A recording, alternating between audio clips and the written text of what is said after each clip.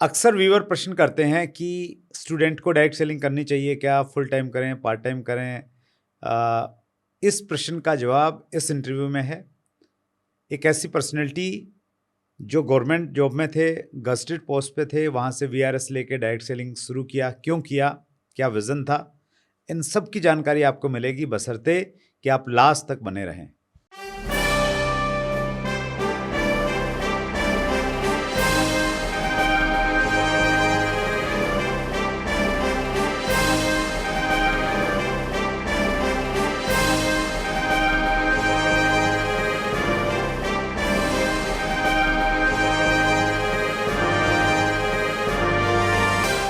दोस्तों नमस्कार, आदाब, सत श्री अकाल। चैट विद सुरेंद्र वत्स के नए एपिसोड में आप सबका बहुत बहुत स्वागत है। आज हमारे मेहमान हरियाणा से हैं, सो आइए मिलकर स्वागत करें अरविंद अत्री जी का। अरविंद सर, बहुत बहुत स्वागत है। धन्यवाद वत्स साहब, थैंक यू वेरी मच। और थैंक यू वेरी मच कि आपने हमारे को मौका दिया इतने बड़े चैनल पे। Thanks very much. चैनल तो बड़ा आप जैसे बड़े लोगों की वजह से ही बनता है सर। नहीं, उसमें इनिशिएट तो किसी ने किया होगा ना। वो तो आप ही है। आपकी शख्सियत कितनी बड़ी है उसका अनुमान आपके छोटे से वीडियो से लगा, जो इंटरव्यू वीडियो हमने डाला था। कुछ कमेंट्स पढ़ता हूँ जो लोगों ने लिखे हैं आपके बारे में। जगदीश शीशला जी ने लिखा है, his vision, leadership and dedication gives us the opportunity to learn and move forward. Mrs Kitabo Devi ने लिखा है, नेक व्यक्तित्व के धनी। पूजा ने लिखा है, भगवान का रूप हो आप, जो लोगों की जिंदगी बदलते हो जैसे हमारी बदली। Thanks sir. पवन शेरगढ़ ने लिखा है, सर हमेशा पॉजिटिव मूड में रहते हैं। और लास्ट पर रहा हूँ, कमलकांत वशिष्ठ जी ने लिखा है, जो इतनी बड़ी पर्सनैलिटी हैं। चैट विद सुरेंद्र वत्स में हमारे पास आई थिंक 5 या 6 एपिसोड डॉक्टर कमलकांत वशिष्ठ के आगे। वो लिखते हैं, looking forward Arvind ji. Welcome sir, welcome. That's great. तो ये कहीं ना कहीं आपके प्रति लोगों का जो प्यार है, जो भावनाएं हैं, वो कहीं ना कहीं झलक रही है। और इन कमेंट्स को सुनने के बाद में बहुत सारे लोगों की क्यूरियोसिटी बढ़ गई है अभी कि अरविंद जी के बारे में थोड़ा डिटेल में जाने, अब तक की जर्नी के बारे में। तो वहीं से शुरुआत करते हैं सर। इनिशियली अपनी एजुकेशन पूरी करने के बाद मैंने कैथल में एक पोस्ट ग्रेजुएट कॉलेज है, उसमें एज लेक्चरर अपना करियर स्टार्ट किया और लगभग 3 साल मैं वहाँ रहा। प्राइवेट था वो, एक्चुअली कॉन्ट्रैक्ट बेस कह लो आप, जो भी। राइट। और उसके बाद मैं I joined department of telecommunication as junior telecom officer. अच्छा। Through competitive test.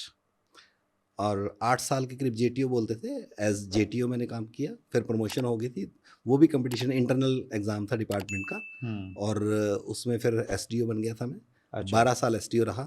फिर प्रमोशन हुई 1-1.5 साल।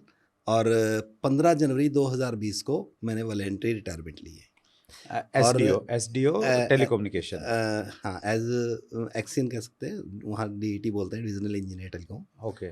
और इसमें डायरेक्ट सेलिंग की अगर आप बात करते हैं तो नवंबर 2011 में, जैसे मैं अपने बेटे के साथ किसी जूस की दुकान पे बैठा था बस सिर्फ। अच्छा। तो वहाँ मेरे साथ वाले टेबल पे एक शख्स बैठे, टीचर है वो गवर्नमेंट जॉब में। तो उन्होंने, वो किसी को बता रहे, बिजनेस प्लान बता रहे थे किसी कंपनी की। और वो प्लान बताते हुए ये कह रहे थे उसको कि इस बिजनेस में इतनी बड़ी अपॉर्चुनिटी है जो किसी बड़ी से बड़ी गवर्नमेंट जॉब में भी नहीं है। अच्छा। तो वो जब मेरे कान में पड़ी, और उन्होंने ये भी साथ में बोला कि मैं खुद गवर्नमेंट जॉब में हूँ, मैं कर रहा हूँ, तुम तो प्राइवेट जॉब में हो। तो सामने वाले को बोल रहे थे जी। तो जब मैंने ये सुना, मैंने देखा, तो उन्होंने भी थोड़ा ऑब्जर्व किया। तो उन्होंने मेरे को इनवाइट किया, भी सर आ जाओ आप। तो थोड़ा सा ये होता है सर के भी, अनजान आदमी की कौन सुनता है। तो मैंने भी कहा, सर थोड़ा मैं जल्दी में हूँ, क्या कि मैं हाथ मिला के चलने लगा। उन्होंने मेरा मोबाइल नंबर ले लिया। अच्छा। तो और नेक्स्ट डे, जैसे होता ही है अपने उसमें बिजनेस में, उन्होंने फॉलो किया आपको। हाँ, फॉलोअप लिया और कॉल किया। फिर हम बैठे, फिर उन्होंने कंपनी के बारे में, प्लान के बारे में, बिजनेस क्या है, ये सारी चीज़ें। तो वो है जगदीश सिसला जी। अच्छा, जगदीश सिसला जी ने आपको, हाँ, उन्होंने किया था। हाँ। और फिर हमने काम शुरू किया। और 2-4 महीने में, जैसे क्या होता है जब बंदा साथ काम करते हैं, तो लेन देन में, आपस में कमिटमेंट में क्या आपकी वर्किंग है, क्या नेचर है। तो बड़े सात्विक है, वो MSc मैथमेटिक्स है, तो जी जी। वो सारी नेचर, वैसे तो मेरे से 15 साल छोटे हैं इसमें, लेकिन वो सारी चीज़ें जब मिली तो फिर हम एक ही अकाउंट पे हमने काम शुरू कर दिया। और अच्छा। पिछले 13 साल से हम इकट्ठे काम कर रहे हैं। That's great. और जैसे मैंने 15 जनवरी 2020 को जॉब छोड़ी, उस टाइम मेरी 13 साल की सर्विस पेंडिंग थी। 2022 में उन्होंने भी छोड़ दी, उनकी 23 साल की सर्विस पेंडिंग थी। अच्छा, वो कौन से डिपार्टमेंट? वो गवर्नमेंट, उसमें टीचिंग डिपार्टमेंट, स्टेट गवर्नमेंट में। अच्छा, अरे वाह। हाँ, टीचिंग में थे। उन्होंने भी हाँ, उन्होंने छोड़ दिया? जॉब उन्होंने VRS तो नहीं हुआ नहीं, होगा? वो तो रिजाइन ही उनका, उनको रिजाइन किया, क्योंकि आपने VRS ले लिया? मैंने VRS ली थी उस टाइम। वाह, दैट्स ग्रेट। VRS लेना, और वो भी एक अच्छी पोस्ट पे, गस्टेज पोस्ट पे आप हैं, तो घर वालों से सहमति करके लिया या ऐसे ही बगावत करके लिया? सहमति भी है, कुछ कुछ होगी, कुछ नहीं होगी, दोनों बातें मान लो। क्योंकि फैमिली का, रिलेटिव्स का, लोगों ने कहा कि भी चलो काम करना। इवन ऑफिसर्स जो हमारे हायर अथॉरिटी, थोड़ा बहुत पता लग ही जाता है लोगों को भी यहाँ काम हो रहा है, तो काफ़ी प्रेशर था कि भी ना लें। अच्छा, उस टाइम क्या था कि मेरी बेटी थी उस टाइम, वो 21-22 साल की, तो उन लोगों ने कहा भी कम से कम बेटी की शादी तक रुक जाओ आप। जी, तो इस बिजनेस में पता नहीं क्या होगा, कैसे होगा, ये वो इस टाइप की चीज़ें थी।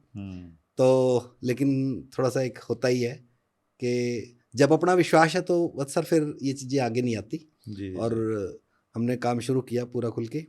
और हाँ, थोड़ा चैलेंज जरूर आया कि 15 जनवरी 2020 को जॉब छोड़ी और मार्च में कोरोना आ गया। और फिर जिन्होंने सलाह दी थी उन सबके फ़ोन आए भी, देख लिया। चलो खैर, वो चीज़ें चैलेंज स्वीकार किए और काम किया, और आज एक अच्छे सेटअप पे हैं। बहुत दैट्स ग्रेट सर। आप एक नई भूमिका में हैं Arvind ji, as a secretary ADSCI, जो एक बहुत अच्छी डायरेक्ट सेलिंग के एसोसिएशन है और बहुत अच्छे तरीके से काम कर रही है जी। लोगों को ये लगता है कि एसोसिएशंस हैं, काम कर रही हैं, उसके बावजूद भी फ्रॉड कंपनियां फिर भी आ रही हैं डायरेक्ट सेलिंग में। और एक प्रश्न भी लेता हूं मैं, ये प्रश्न पूछा है दिनेश यादव मनोरंजन ने, गाइडलाइन का पालन न करने वाली कंपनियों पर कार्रवाई कब की जाएगी? हाँ जी, हाँ, यादव जी या बाकी व्यूअर्स भी जो सुन रहे हैं, एक्चुअली हम इसके लिए कोई डेट नहीं फिक्स की जा सकती, कोई मंथ ऐसा नहीं फिक्स किया जा सकता कि उस डेट से होगी। काम चल रहा है ऑलरेडी। देखो, अब तक इंडिया में रूल रेगुलेशन नहीं थे, गाइडलाइन नहीं थी पिछले कुछ टाइम से। तो जब गाइडलाइन आ गई, उसके बाद आप लोगों के प्रयास से, एसोसिएशन के प्रयास से, तो रूल्स आगे थे। और अब डायरेक्ट सेलिंग, एक डायरेक्ट सेलर की डेफिनेशन भी क्लियर हो गई है, तो चीज़ें आगे बढ़ रही हैं। वो सेंट्रल गवर्नमेंट से सब कुछ हो गया है। स्टेट वाइज भी एक मॉनिटरिंग मैकेनिज्म सेट हो रहा है। अभी अभी आपको पता ही, तेलंगाना में जैसे हुआ है अक्टूबर में जी, तो ये चीज़ें स्टेट वाइज अभी गोवा में होने वाला है। तो एसोसिएशन अपने अपने लेवल पे स्टेट वाइज बात कर रही हैं, हायर अथॉरिटीज से, स्टेट गवर्नमेंट से, लीडर्स से, ताकि एक मार्केट में लोगों को पता लगे कि सिर्फ लीगल कंपनी ही चलेंगी।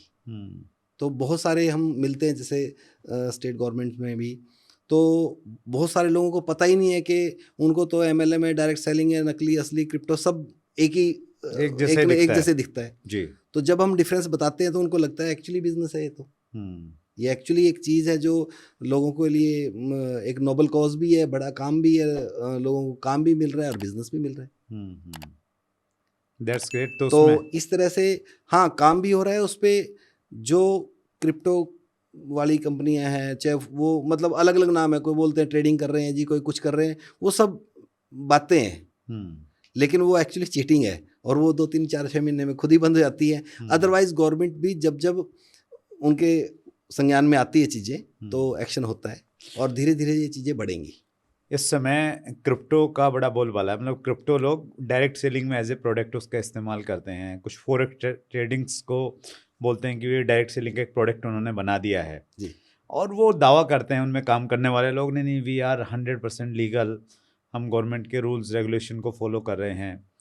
तो आप क्या कहना चाहेंगे, वो लीगल हैं? और लीगल नहीं है तो फिर चल कैसे रहे हैं देश में? नहीं, ऐसा है, जो क्रिप्टो है या फॉरेन ट्रेड की जो बात चल रही है, तो ये एक डायरेक्ट सेलिंग का प्रोडक्ट कभी भी नहीं हो सकता, और ना ही है, क्योंकि वहाँ वो सिर्फ नाम है। क्रिप्टो भी वो लोग नहीं कर रहे हैं, वो सिर्फ नाम है, सिर्फ किसी क्रिप्टो असली नकली बना के और वो उसको घुमा रहे हैं, पैसे का सर्कुलेशन चल रहा है और कुछ नहीं है। और कुछ दिन बाद, और जब तक कोई एक आदमी पैसे जब तक नहीं कमाता, जब तक वो 50 लोगों के नुकसान नहीं कर देता, वहाँ कोई ऐसा नहीं है कि अभी किसी, जैसे प्रोडक्ट बेस में तो क्या है, एक प्रोडक्ट है तो उसके मार्जिन से ही लोगों को डिवाइड होता है पैसा, राइट। और उसी तरह से सारी चीज़ें चलती हैं और नेचुरल वो फॉर एवर चलेंगी। लेकिन जो मनी सर्कुलेशन है उसकी तो लिमिट्स है। जब पैसा आना बंद हो जाएगा या पैसा जाना ज़्यादा शुरू हो जाएगा, उस टाइम चीज़ें खत्म हो जाती हैं। तो एक आम आदमी को प्रश्न आता है अरविंद सर कि जब ये इलीगल है, चल क्यों रही है, कोई इसको रोकने वाला नहीं है, एसोसिएशन इस पे कुछ कार्रवाई क्यों नहीं करती? नहीं, एसोसिएशंस भी अपने लेवल पे काम कर रही हैं उस पर, और धीरे धीरे चीज़ें बढ़ रही हैं। गवर्नमेंट के ऑफिशियल्स की नॉलेज में लेके आ रहे हैं और बहुत जगह एक्शन होता भी है। पीछे आपने देखा होगा हिमाचल प्रदेश में, और वहाँ बहुत बड़े लेवल पे जी। काम हुआ है, और उसमें बहुत सारे लोगों को उस पर पनिशमेंट भी हुई है, और चीज़ें केस चल रहे हैं, सारी चीज़ें आगे बढ़ रही हैं। That's great. सो उम्मीद कर सकते हैं कि चीज़ें बदलेंगी, केवल बिल्कुल, सही चीज़ें बिल्कुल ही सर। हमारे देश में चलेंगी, डायरेक्ट सेलिंग में। 100% बदलेंगी सर, और आने वाले 2-3 साल के अंदर आप एक पूरा चेंज बिल्कुल मतलब 360 डिग्री पे आप चेंज देखेंगे। चलिए, दैट्स ग्रेट। एक आम व्यक्ति सर जो डायरेक्ट सेलिंग को एज ए कैरियर करना चाह रहा है, जी, उसने या तो कंपनी चुननी है, जी, या वो जिस कंपनी में अभी जुड़ा है जी। उसको चेक करना है कि वो कंपनी सही है या नहीं है, लॉन्ग टर्म चलेगी या नहीं चलेगी, डायरेक्ट सेलिंग रूल्स को फॉलो करती है या नहीं करती है, क्या पैरामीटर्स हैं, क्या चेक करना चाहिए? उसमें तो मेन तो चीज़ें ये होती हैं, वैसे तो हर एक कंपनी की जो गाइडलाइंस है, गवर्नमेंट रूल्स हैं, उसमें क्या है, उनकी वेबसाइट पे ही उनको सेल्फ डिक्लेरेशन देनी होती है। कंप्लाइंस क्या क्या है, जो डॉक्यूमेंटेशन है कुछ 7 से लेके 8, 10, 12 तक, वो डॉक्यूमेंटेशन पूरी करनी होती है। क्या उनका बिजनेस रहा है पिछले दिनों, क्या वो सारी डिटेल उस पर होनी चाहिए। पहले तो बात ये है। दूसरा, पर्सनली आप जिससे जुड़े हैं, मान लो सीनियर लीडर हैं जो भी आपके, जहां आपने जुड़ना है, या जो आपके सीनियर हैं, अपलाइन है, तो उनसे बात कर सकते हैं, उनका देख सकते हैं भी क्या वो कंपनी पिछले 5 साल से रेगुलर पे आउट दे रही है कि नहीं। और पे आउट रेगुलर देने का मतलब है टाइम पे दे रही है कि नहीं, वीकली, मंथली, जो भी उनका शेड्यूल है। तो क्या जो बिलिंग हो रही है वो प्रॉपर जीएसटी पेड है कि नहीं। दूसरा, जो उनका पे आउट आ रहा है, क्या उसका टीडीएस कट रहा है कि नहीं। पिछले 3 महीने से पहले का टीडीएस आप खुद का, मान लो मेरे को आज 6 महीने हो गए या 1 साल हो गया, तो मैं 7-8 महीने, 6 महीने पहले एक आध अपना टीडीएस चेक कर सकता हूँ। वो इनकम टैक्स की साइट पे चेक हो सकता है। Right, right. तो कि अगर चाहे किसी का 100 रुपये भी पे आउट आया है, तो उसमें से भी उसका टीडीएस कट के जमा होना चाहिए। यही एक क्राइटेरिया, ये पैरामीटर चेक कर सकते हैं। और उसमें जो सबसे पहला पैरामीटर आपने बताया वो तो बहुत आसान है, आप कंपनी की वेबसाइट पर से जाएं चेक हो जाता है सब कुछ। और जाएं, अगर वो कंप्लायंसेस पूरे कर रहे हैं जी, तो थोड़ी तो संभावना लगती है कि कंपनी ईमानदार है। जी। That's great. और दूसरी बात ये होती है, जिसने गलत करना है ना सर, वो वही बेसिक, वो छोटी छोटी चीज़ें कभी भी पूरी नहीं करेगा। उन्हें जीएसटी कभी भरना नहीं, उन्होंने कभी टीडीएस काटना नहीं, उन्होंने चीज़ें देनी नहीं। Yes, yes. उसी से पता लग जाता है। That's great sir. Dilip Kushwaha का प्रश्न है, क्या एक 18 साल के स्टूडेंट को अपनी स्टडी छोड़कर डायरेक्ट सेलिंग फुल टाइम करनी चाहिए?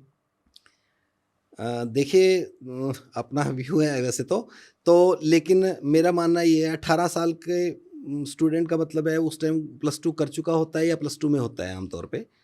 तो एजुकेशन का इस दुनिया में कोई विकल्प नहीं है, एजुकेशन जारी रखनी ही चाहिए। लेकिन फिर भी किसी के अगर फैमिली सर्कमस्टांसिस ऐसे हैं कि उसको काम करना पड़े, तो वो अपना डायरेक्ट सेलिंग बिजनेस करे।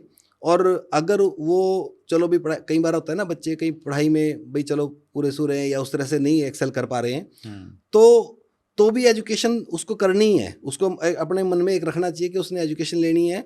और अब तो डायरेक्ट सेलिंग की एक ग्रेजुएशन होती है, बीबीए हो रही है, एमबीए हो रही है। और आपकी जानकारी के लिए बताऊं, मैं खुद एमबीए कर रहा हूं, और अभी जुलाई में मेरी डायरेक्ट सेलिंग में एमबीए हो जाएगी। क्या बात। तो मैं और मेरे साथी जगदीश जी दोनों ही कर रहे हैं।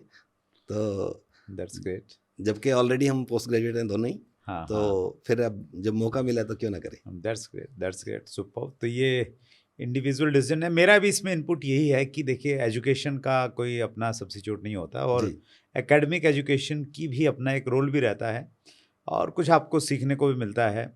हमने जब बीएड किया अरविंद जी, तो उसमें हमारे यहाँ पे 6-7 पेपर होते थे। जी हाँ। तो उसमें एक एग्ज़ाम था, शिक्षा क्या है और शिक्षा का क्या प्रभाव एक व्यक्ति की ज़िंदगी में होना चाहिए।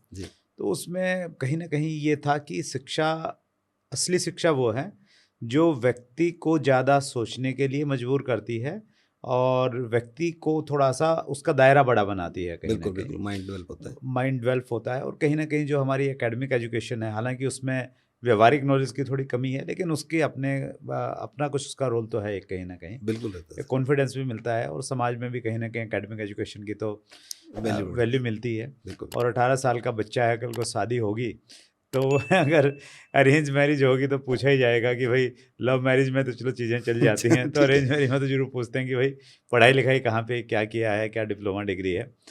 तो दिलीप जी को मैं भी यही कहना चाहूँगा कि अगर हो सके तो आप करना ही चाह रहे हैं तो पार्ट टाइम कीजिए, और पार्ट टाइम करते करते आप बिल्ड कीजिए, पढ़ाई नहीं छोड़नी चाहिए, ये मेरा भी व्यू है। और अरविंद जी ने खुद बताया कि वो सीख रहे हैं, और अच्छी बात ये है, सुल्ली यूनिवर्सिटी से कर रहे हैं ना? जी जी सलीम जी। हाँ, सुल्ली यूनिवर्सिटी आपको एक अवसर प्रदान करती है कि आप किसी भी एज में कर सकते हैं, और आपको फिजिकल क्लास नहीं अटेंड करनी हाँ, पड़ेगी, ये दिस ऑनलाइन। ऑनलाइन क्लासेस रहती है। क्या आप पढ़ा रहे हैं सुल्ली यूनिवर्सिटी में आजकल?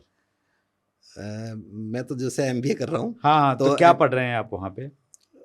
इसमें फंडामेंटल्स हैं डायरेक्ट सेलिंग के, किस तरह से करनी चाहिए, वही जो जो सवाल आप पूछ रहे थे कि कंपनीज में क्या क्या देखा जाना चाहिए, या डायरेक्ट सेलर में क्या कुछ उसको सीखना चाहिए, कामयाब होने के लिए, सक्सेस होने के लिए क्या क्या चाहिए, ये सारी चीज़ें हैं उसके अंदर। राइट थोड़ा सा अकाउंट्स की भी डिटेल है। Right right, ji. That's great. So last प्रश्न मैं आपसे लेता हूँ अरविंद सर। जी एक व्यक्ति को अगर बड़ी टीम बनानी है, जी क्या उसका माइंडसेट रहना चाहिए, और क्या उसकी वर्किंग रहनी चाहिए? जी, बहुत बढ़िया सवाल है सर आपका, क्योंकि मैंने आमतौर पे देखा है, लोग काम शुरू किया, कुछ लोग जुड़े, थोड़ा सा फील करता है आदमी भी मैं सीनियर लीडर हो गया, जी। तो उसमें क्या होता है कि जहाँ कमी मैंने आम तौर पे देखी है कि लोग ये समझते हैं कि अभी मैं सीनियर हो गया, मेरे को फील्ड में जाने की ज़रूरत नहीं, बस मेरे को तो आदेश देने हैं, मेरे तो भैया आप मीटिंग करो, आप ये करो। दूसरों को समझाने के बजाय खुद करके दिखाएं, एक बात। दूसरा, मीटिंग्स को maximum number of meetings, frequency जो है वो बढ़नी चाहिए, और टीम में भी वही सिखाई जाए, और थोड़ा बहुत उसमें जितना मैक्सिमम योगदान फिजिकल भी, और साथ में अगर कुछ मीटिंग में नेचुरल खर्च भी होगा, तो वो चीज़ें अगर हम साथ करेंगे तो बिजनेस बड़ा होगा, अगर नहीं करेंगे तो नहीं होगा, जिसकी आमतौर पे बहुत बहुत ज़्यादा कमी रहती है, मैंने देखा है। और वही लीडर ज़्यादा कामयाब नहीं हो पाते जो वहाँ कंजूसी करते हैं। तो 3 चीज़ें आपने बताई। पहला तो खुद एग्जाम्पल बनना है, खुद करके दिखाना है जो भी टीम से करवाना चाहते हैं। जी। दूसरा, मीटिंग की फ्रीक्वेंसी बढ़ानी, मीटिंगें जितनी ज़्यादा करेंगे उतना ज़्यादा आपको बिजनेस मिलेगा। और तीसरा आपने बताया कि मीटिंग में और फील्ड में थोड़ा सा एक्सपेंसेस करने में कंजूसी नहीं बरतनी है, वहाँ कंजूसी बरती तो फिर बड़ा काम नहीं हो पाएगा। हाँ, क्योंकि सीनियर है, पैसा तो उसको आ ही रहा है ना, पे आउट तो आ ही रहा है, और उसी पैसे में से देना, उसको घर से अलग से कोई इन्वेस्टमेंट नहीं करनी है, और वो पैसा वो खर्च नहीं कर रहा है, वो इन्वेस्ट कर रहा है। और नेचुरल बिजनेस एक ऐसी चीज़ है जहाँ थोड़ा सा इन्वेस्ट टाइम के साथ थोड़ा पैसा भी करना ही है। अरविंद सर, जिसके पास पैसा चलो वो तो खर्च कर देगा, जिसने भी स्टार्ट किया है उसके पास में रनिंग एक्सपेंसेस भी बहुत कम है, वो कैसे मैनेज करें? सर, जितनी भी प्रोडक्ट बेस्ड कंपनी है, हर एक कंपनी में एक एमआरपी है, एक डीपी रेट होता है। जी। तो उसका मार्जिन इतना है कि वो आराम से, देखो वैसे तो लिमिट्स नहीं है, आप 5,000 में भी गुजारा कर सकते हैं, और 50,000 में भी नहीं होता किसी का, या 5 लाख में भी नहीं होता, वो तो एक अलग बात होगी। अदरवाइज इतना खर्चा निकल सकता है कि उसका स्कूटर, मोटरसाइकिल, बाइक का खर्चा निकल जाए। बहुत ज़्यादा उसको पैसा इकट्ठा नहीं होगा, लेकिन एक बार सीखने के लिए, क्योंकि पहला साल उसको सीखने में ही लगना है, तो उस टाइम में उसको पहले दिन से एक माइंडसेट लेके चलना पड़ेगा, नए लड़के को, नए आदमी को, नए कोई भी डिस्ट्रीब्यूटर है, कि उसको सीखने पे जोर देना है, और उसके लिए जो पैसा उसको वहाँ से आ रहा है तो वो उसके भागदौड़ में, बाइक के खर्चे में, थोड़ा बहुत मीटिंग्स के खर्चे में लगेगा ही, अगर उसको बड़ा बनना है तो। That's great sir. Arvind sir, आपके पास में दोनों तरह का तजुर्बा है, ज़िंदगी का भी तजुर्बा है, डायरेक्ट सेलिंग का भी तजुर्बा है, और आप एक नई भूमिका में हैं अभी, सेक्रेटरी ADSCI, तो और भी आपकी सेवाएं हम लोग लेते रहेंगे। सो आपने समय निकाला सर, बहुत बहुत धन्यवाद समय निकालने के लिए। और हमारा एक ही नारा रहता है कि इंडस्ट्री को उस लेवल पे लेके जाएंगे जिसकी हकदार है। सो सभी व्यूअर्स की तरफ से दिल की गहराई से बहुत बहुत धन्यवाद। Thank you sir, thank you very much, thank you. So ये थे अरविंद अत्री जी, कैथल हरियाणा से। गस्टेड पोस्ट पे थे, वहाँ से VRS लेके डायरेक्ट सेलिंग इंडस्ट्री को आगे बढ़ा रहे हैं। सो अगले मंगलवार को रात्रि 8 बजे फिर एक बड़ी शख्सियत से मुलाकात होगी। अपना ख्याल रखिएगा। बहुत बहुत धन्यवाद।